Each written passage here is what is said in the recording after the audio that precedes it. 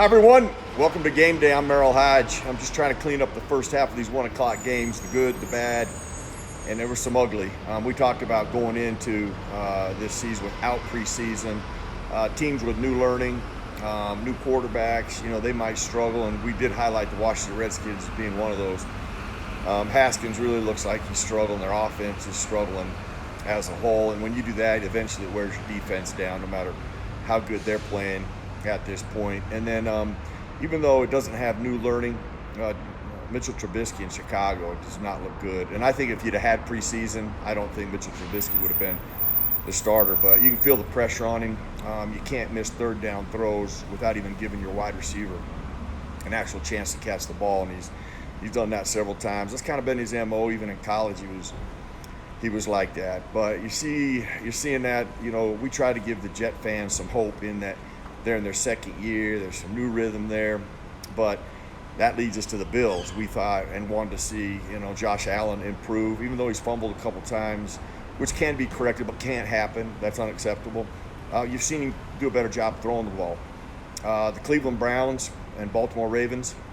Well, let's clean up the Bills for a second. I just think there's great optimism there with what you have seen, because you wanted to see improvement. You saw that in Josh Allen. So that's just a quick observation of the Bills. Cleveland, Baltimore. Cleveland's offense, if they run the football, they're fine. But Baker Mayfield does not look good. The special teams just killed them. The punt, the fake punt, missing an extra point. Those things are devastating, especially when you're on the road. The Baltimore Ravens, they can run the football. But, to really be a prolific, or even just really, they're a good complementing passing attack, as long as they're doing some type of run action. If they're ever forced into a pure passing situation, they're just going to struggle. You can see that. That hasn't gotten better. We'll see how that goes and that evolves.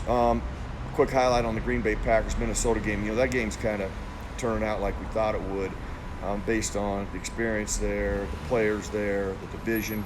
But the red zone with Aaron Rodgers and that Packers offense, that might affect. That's going to be a big factor in this game. It's already been a factor, and it was a factor last year.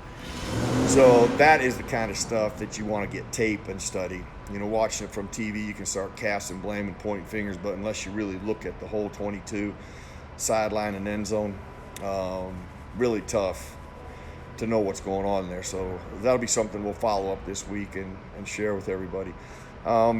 But as a whole, we want to just kind of throw that. I know the second half has already started, but giving you some insight there of the first half and things that we see, and we'll wrap up this game and get some insight with the 4 o'clock game as well, closer to halftime.